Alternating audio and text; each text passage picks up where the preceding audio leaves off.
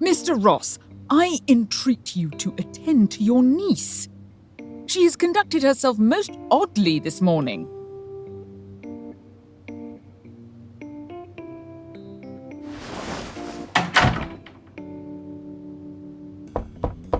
Why are you suddenly in such a bad temper? Your fiancé's carriage will be arriving shortly.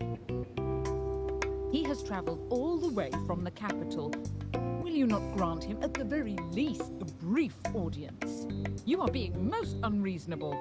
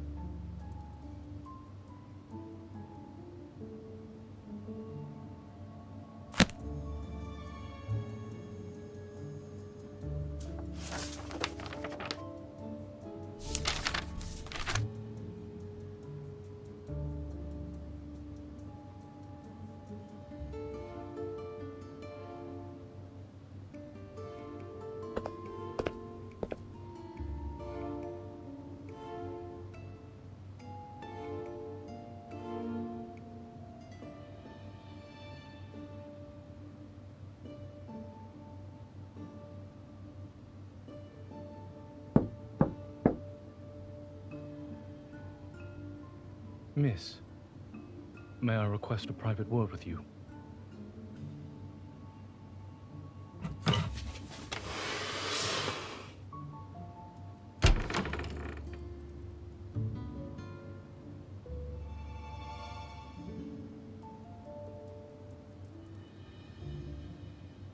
Miss, I must forego the liberty of kissing your hand, for it would be improper given our current circumstance. Do allow me to introduce myself. I am Zayne.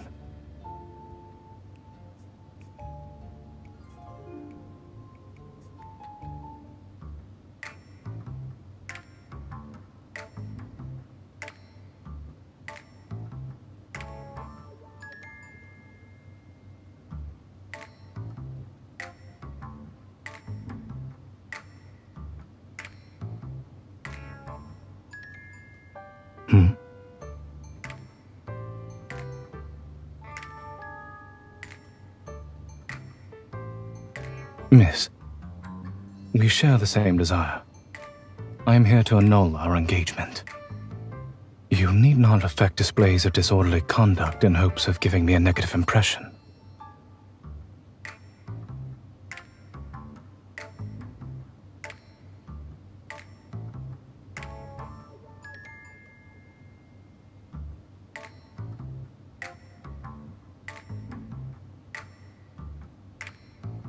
If there are no objections to annulling the engagement, we should settle the matter of compensation.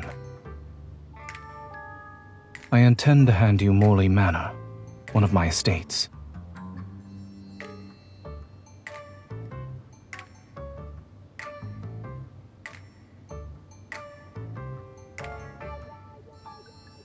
Morley Manor belonged to your grandfather prior to being sold.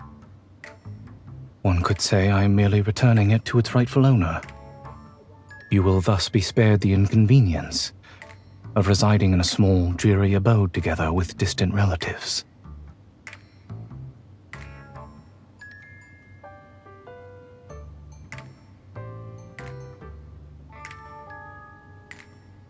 Should you be concerned about gossip following the dissolution of our engagement, my father has a cousin, Lady Herlin, who will soon be visiting the county. She enjoys considerable esteem in the capital, and the young noblewomen she takes under her wing never fail to distinguish themselves during the social season. Every year in late spring, distinguished families host balls and charity dinners. It is a time for young ladies and gentlemen to present themselves and get acquainted. It is merely a suggestion. Whether you heed it or not is up to you, miss. If you wish, I can arrange for you to meet my aunt at the manor.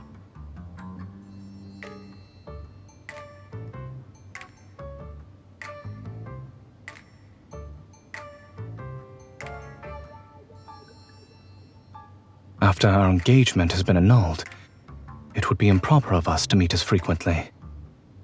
I have some matters to attend to in the capital. Once everything is settled, I doubt not that we shall meet again.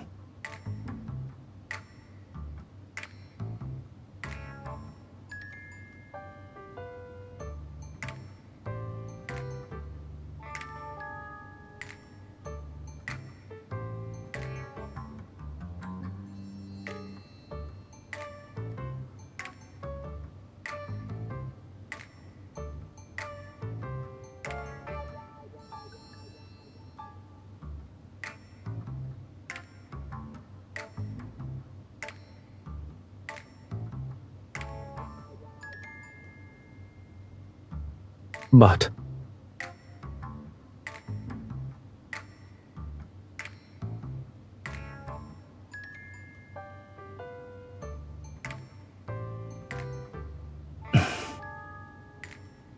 very well. A carriage for Morley Manor shall be waiting for you in 3 days' time. I trust our discussion will bring about a satisfactory resolution for the two of us.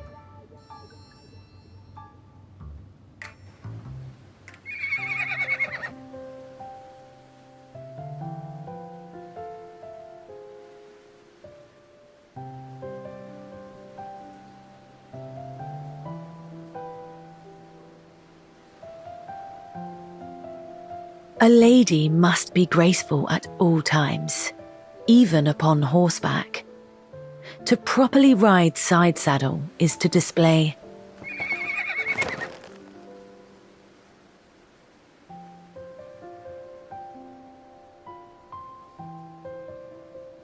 How curious. You are the second person to advise me so. The first was Zayne. Indeed. You should talk to each other some more over the coming days. You might find you have much in common. He returned just the day before yesterday. Though he may not be found too often at the manor, you are bound to see him sooner or later.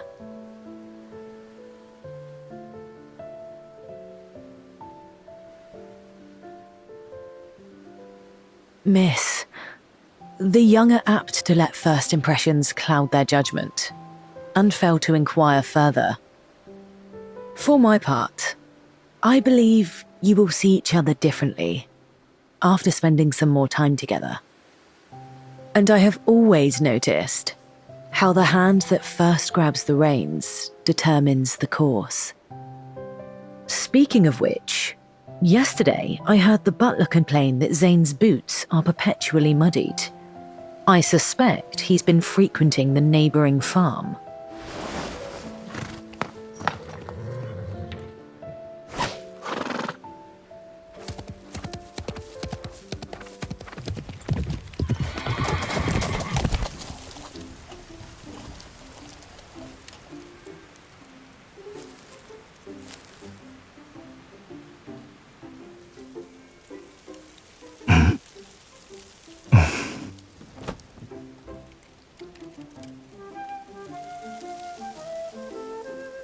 Do you often pry into the affairs of others?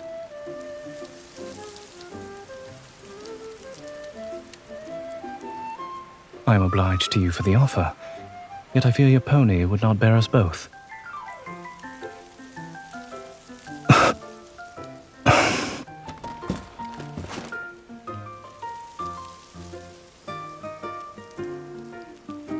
Miss, you ought not to be here.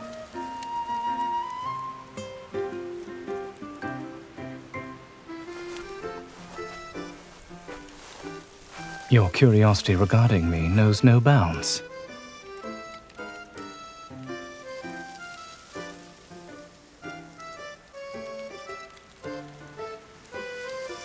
If portraits were able to talk, I fear I would have more troubling matters to worry about. This farm forms part of my property in Keratin County. I have neither the time nor the inclination to manage someone else's estate.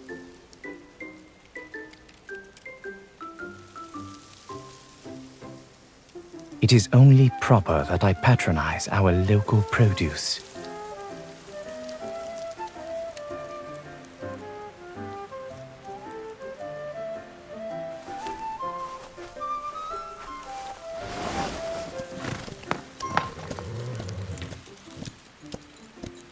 I do not generally contend on foot with one mounted on horseback.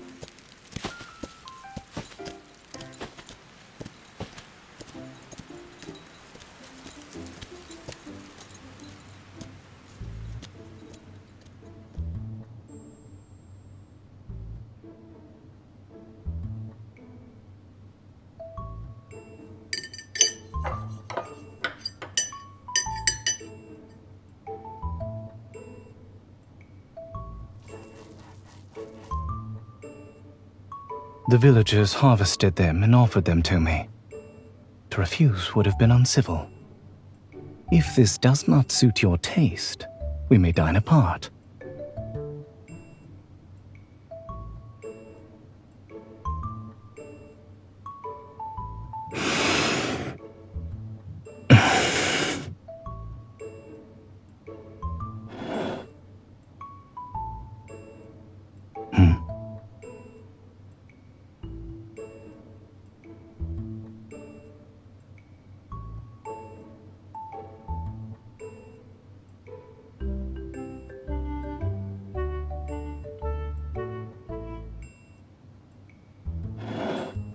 If it pleases you, you may have mine. I do not presume to dictate what others sow in their fields. You, however, do ask a great many questions, yet without ever disclosing your purpose.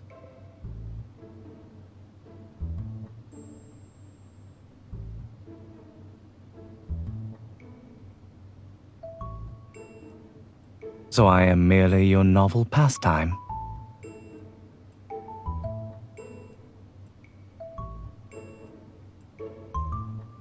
A most generous offer. I am to take you sightseeing, and in exchange, you are to unburden me of my harvest.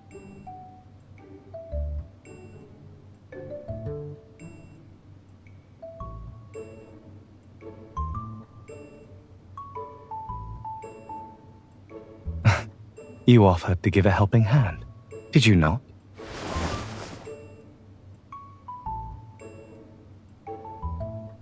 I had not intended that you should drink it all at once.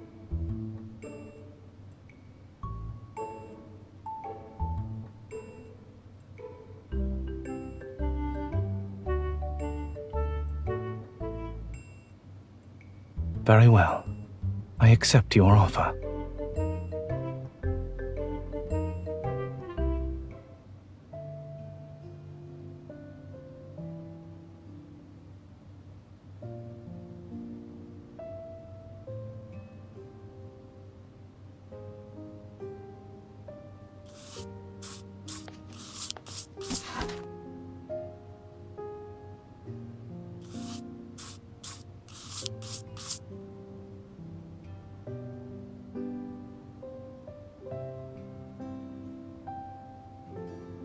If you would avoid attracting notice, I advise picking a slimmer volume.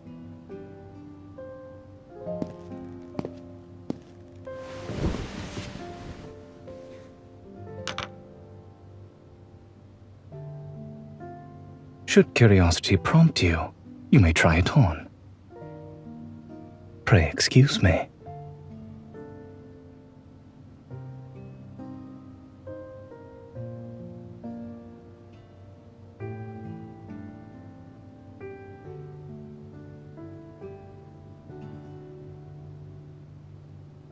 Do not open your eyes too hastily.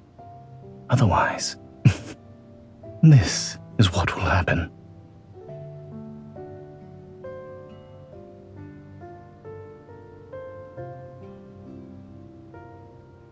If not the monocle, perhaps it is these volumes that engage your interest.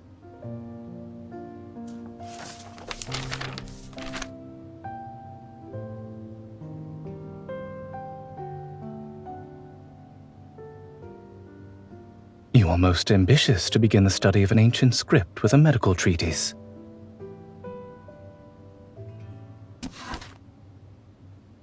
Here is the translation, if you wish to consult it. It is not likely to be published anytime soon. You must content yourself with the manuscript. It is but a humble compilation of my own. Should you discover any errors, pray bring them to my notice.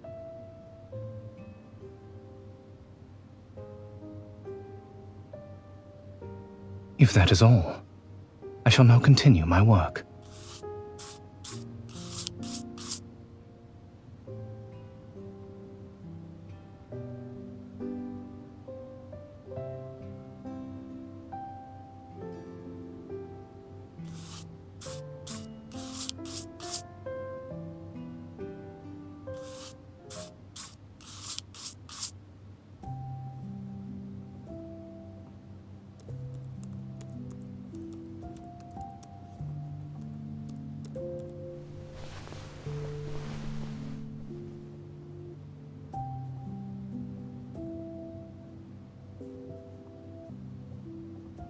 I had not expected my translation to prove so very soporific.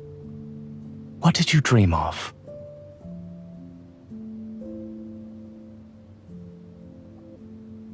Indeed. And what was to be expected hereafter?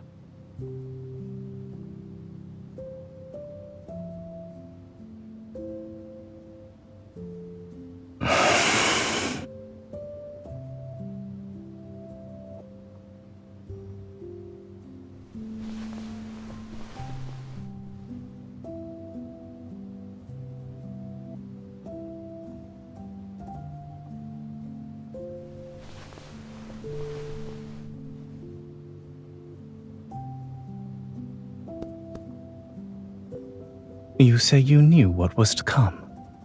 Why, then, did you remain still?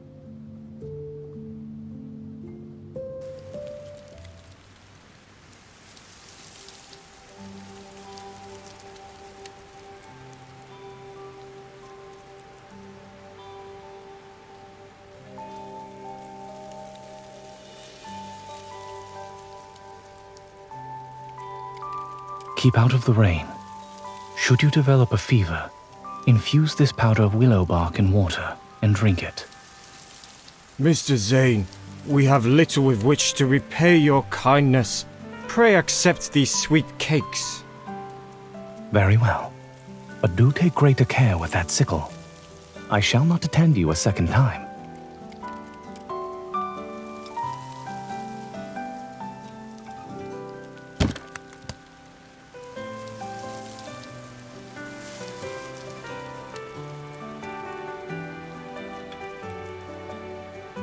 You may say so. The subjects of my research happen to be remarkably talkative. You have. Whence arises this sudden interest?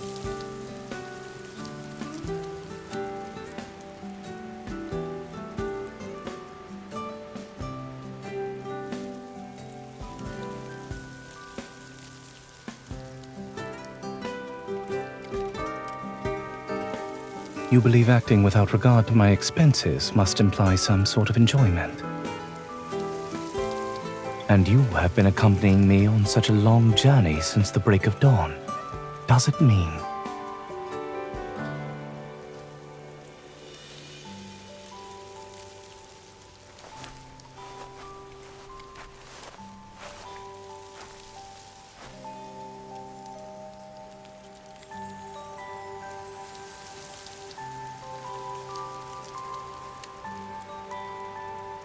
More or less so, yes.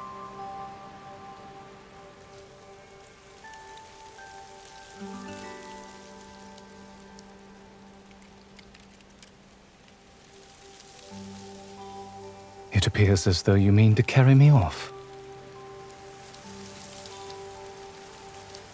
That is quite a high recommendation. I should very much like to make his acquaintance.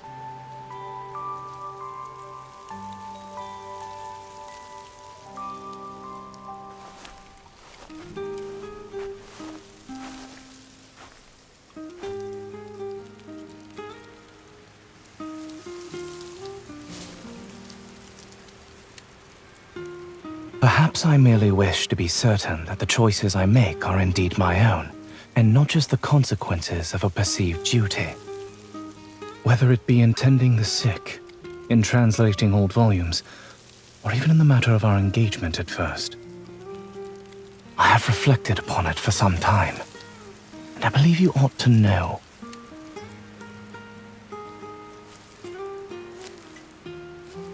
I will speak plainly. I now see you in a different light. Yet, I do not regret annulling our engagement. You are clever, witty, and exceedingly fair.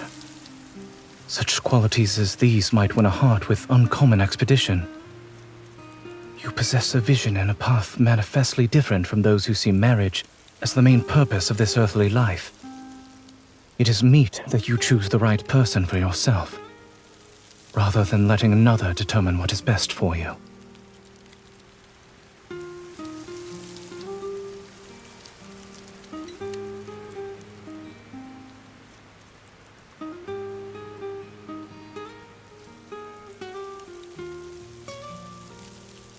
I know because I saw how your eyes lit up when you spoke of that physician. That is why your future ought not to be bound by an engagement made for you beforehand.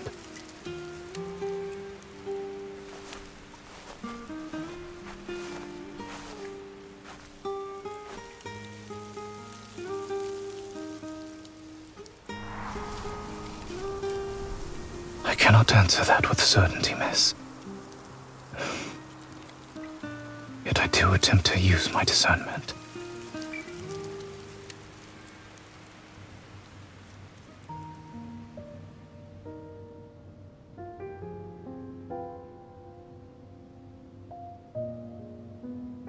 I haven't seen you in a while. I thought everything would be going swimmingly between you two, yet it seems not to be the case.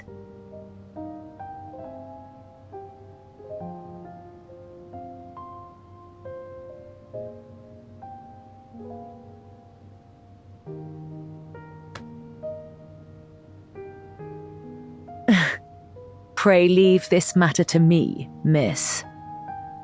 The social season is drawing near in the capital.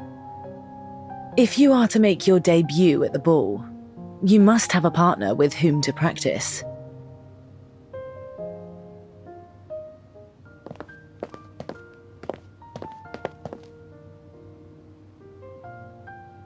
I may, depending on who happens to be my partner. One may always plead an aversion to dancing as a polite refusal to an unwelcome invitation. They say that practice makes perfect. To refuse demands practice as well. Come, try declining my invitation to dance. If you do not practice beforehand, then at the ball. Lady Herlin informed me that you are looking forward to the ball that will be held in the capital, and that you've been preparing rather earnestly.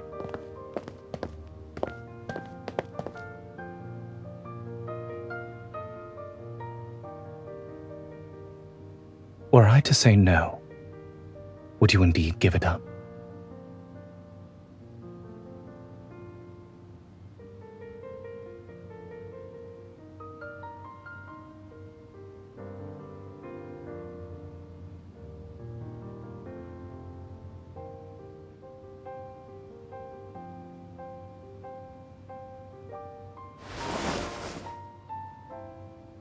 Is that all you seek in a lifetime companion?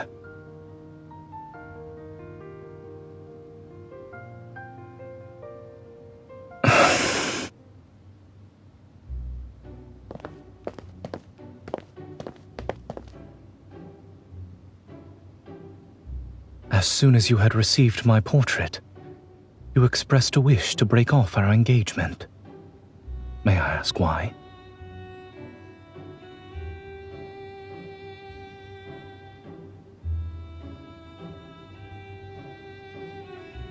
Did you find my appearance disagreeable?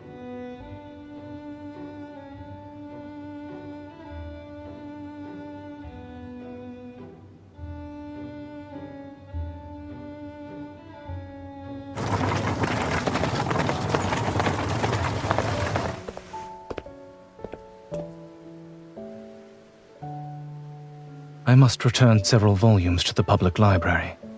We must part here.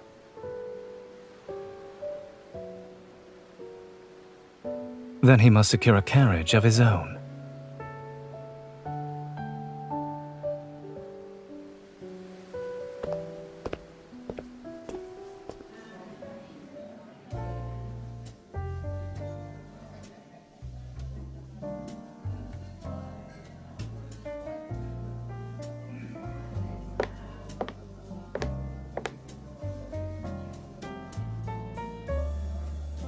May I have the honor of standing up with you for the first dance this evening, miss?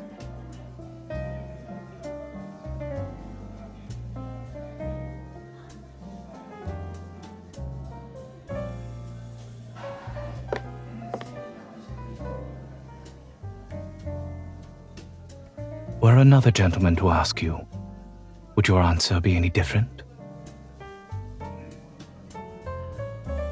A matter of greater consequence detained me. Miss, this evening is more than a mere occasion for merriment. It marks your entrance into high society. A polite smile or a courteous nod may be misconstrued as eagerness to accept a gentleman's advances. I'm not doubting the acuity of your discernment. However, accepting a stranger's hand during the ball is often enough to kindle idle tongues. I suspect even Lady Herlin neglected to caution you on this point.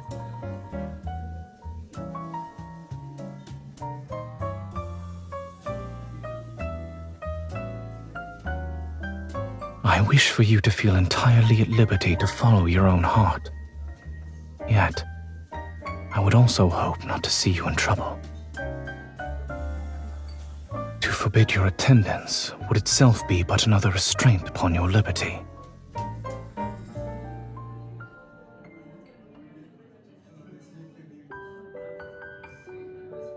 Well then, have you another gentleman in view for the next dance?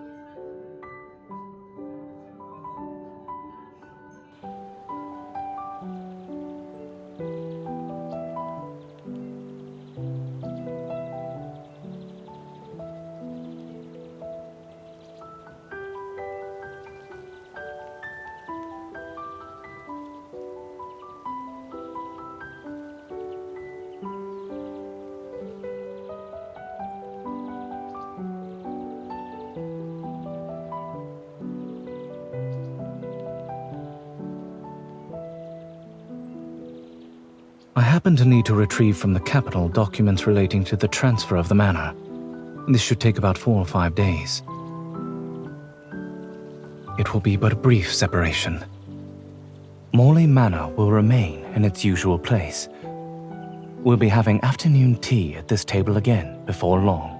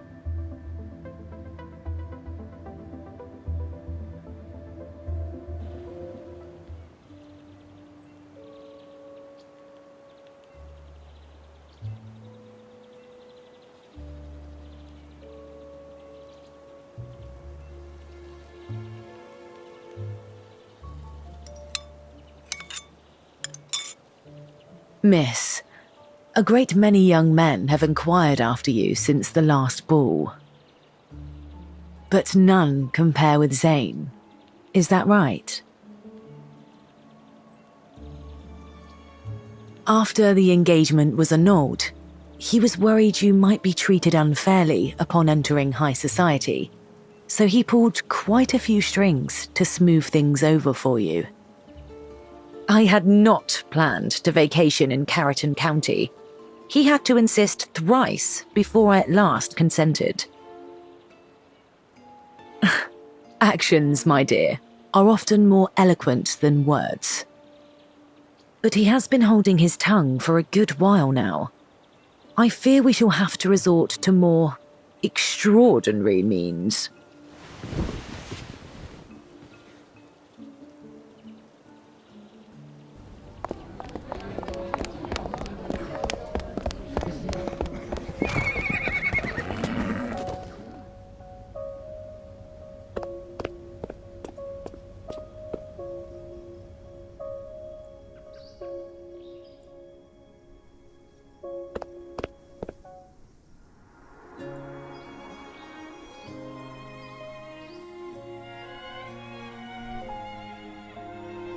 Good morning, miss.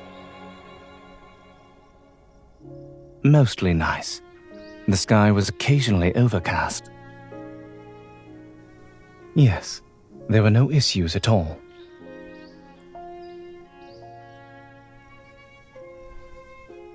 It was my intention to return early.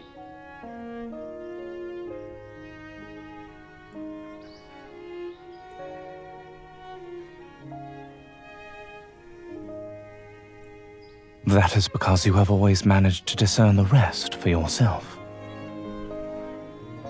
If that is the case, I shall endeavor to be a tad more loquacious moving forward.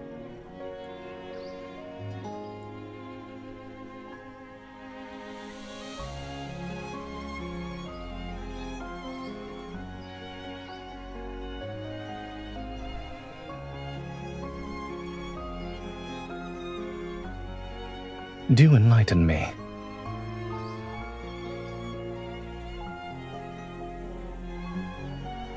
Oh?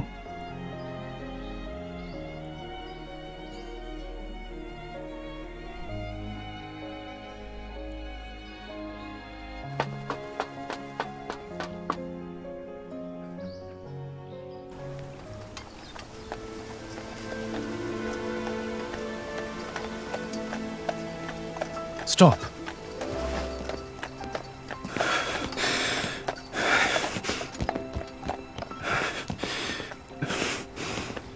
Miss, I believe we must clear up some matters between us. Pray allow me a moment.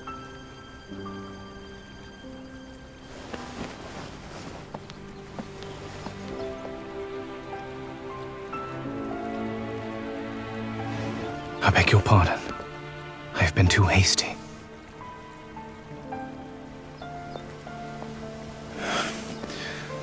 I always thought I ought to be more prudent in discussing such matters with you.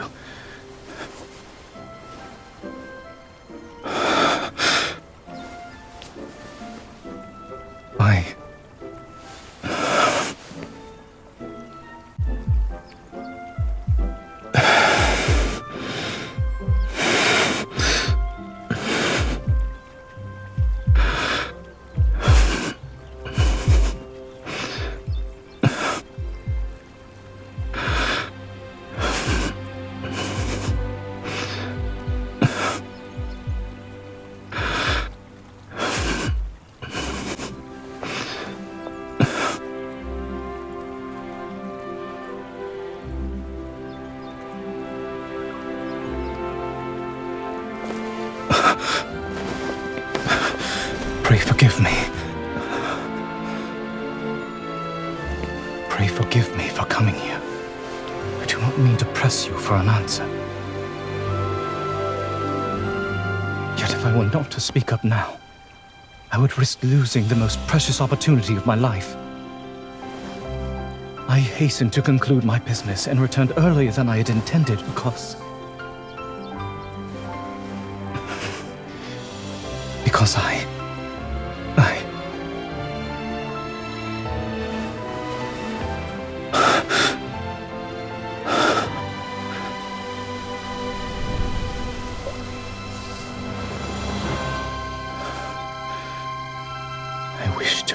our engagement.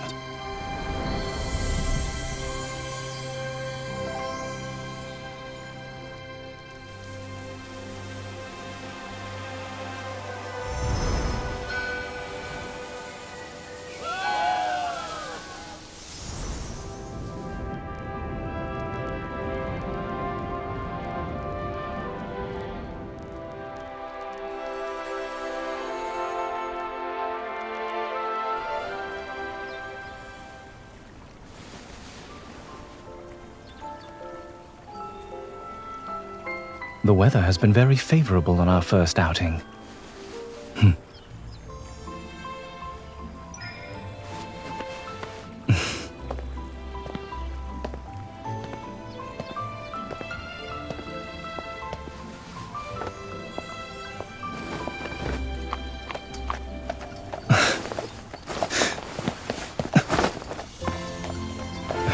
I would rather sit beside you today.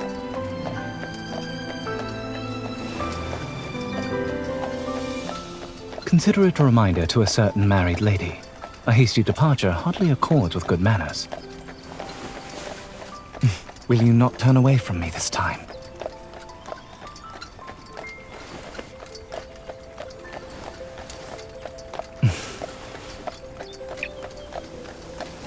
I am honored, my lady.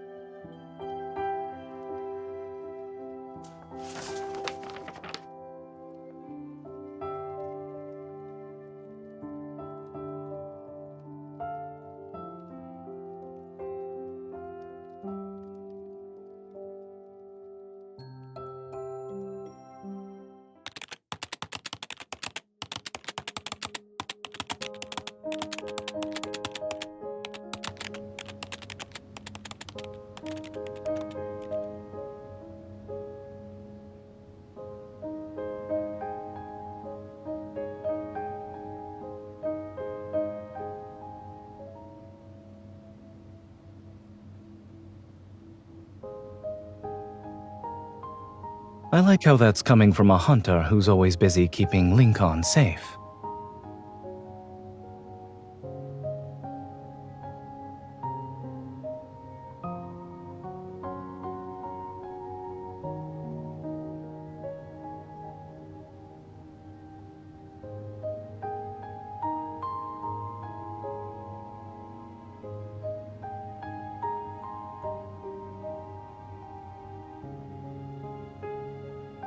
I can only read a little so far.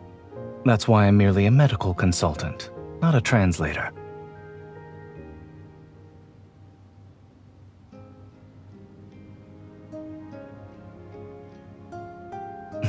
Oh? I seem to recall someone being desperate to leave at first.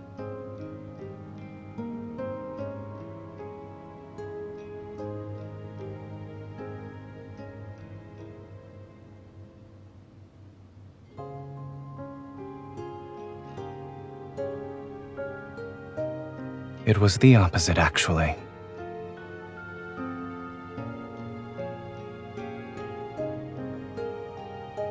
When I first saw you at the Ross's estate, I thought how happy it would be if we could cast aside rank, fortune, and every other distinction. And if this young lady might choose me entirely of her own accord.